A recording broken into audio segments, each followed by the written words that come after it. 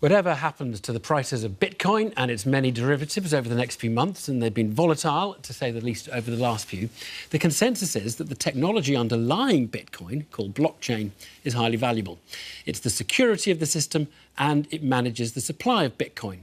And one of the clever things about blockchain is that it's made to work by a disparate set of self-appointed custodians called miners.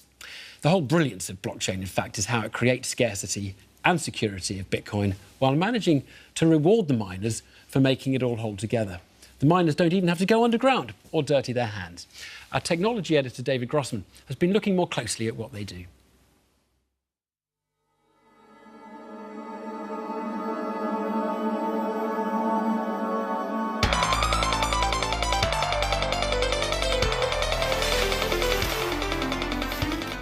Lost in a cryptocurrency maze, which is pretty fitting because cryptocurrencies, like their most famous incarnation Bitcoin, are based on extremely complicated puzzles.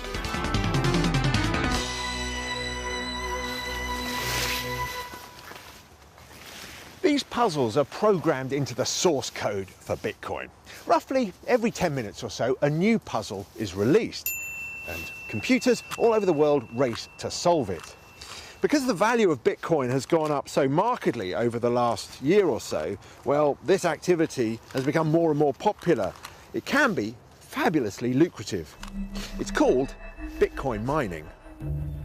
Cryptocurrencies like Bitcoin don't have a central register. Their strength comes from having what is called a distributed ledger.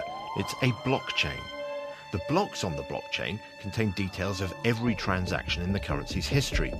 As new transactions happen, they have to be placed in blocks and added to the chain. A new block contains roughly 2,500 new transactions. And to validate the new block, each one contains the answer to the puzzle from the last block.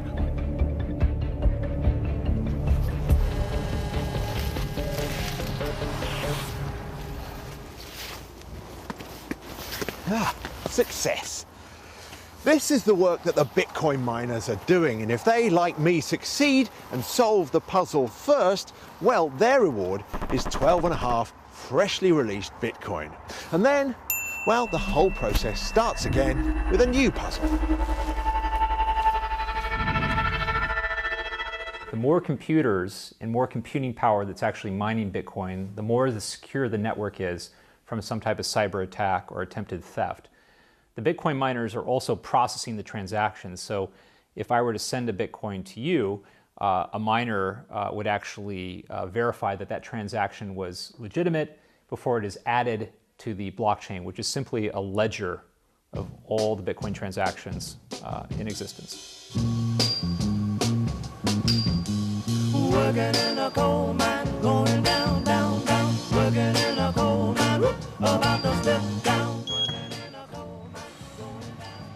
So what does Bitcoin mining actually look like? Well, it's taking place through those doors. I'm in a facility somewhere near London, that's all I can tell you. We're not allowed to give its precise location.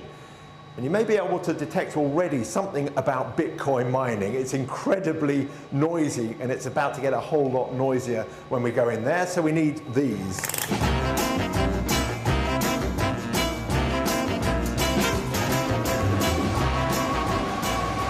And the first thing you notice in here is it's not only extremely noisy, it's extremely hot as well.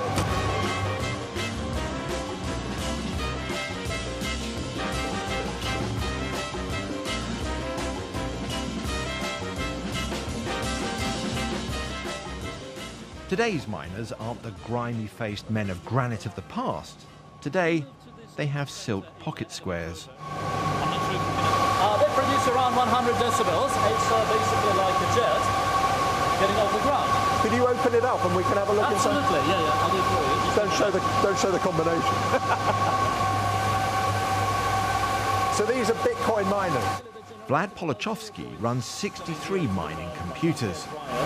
It is like a hairdryer. This is, he says, a spectacularly profitable enterprise.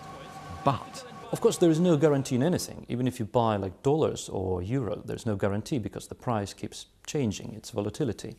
You can guarantee your result in bitcoins.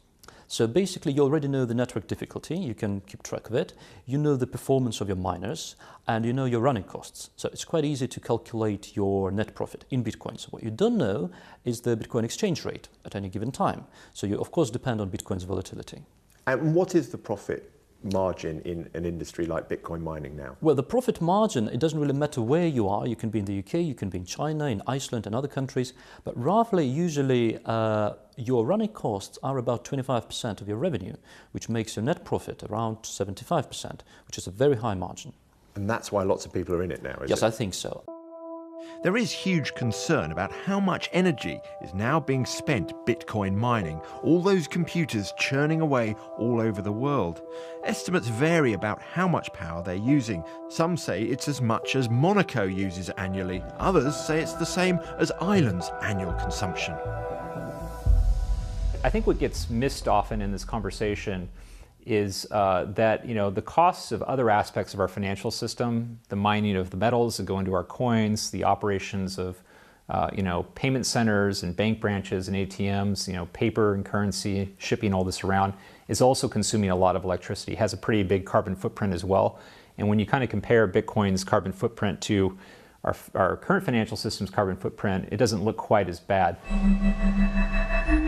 The amount of energy used by Bitcoin is going up and up, partly because people are using more and more powerful computers for mining. The Bitcoin algorithm actually adjusts the difficulty of the problem to make sure it only gets solved every 10 minutes. As the total computing power engaged in mining goes up, so does the difficulty.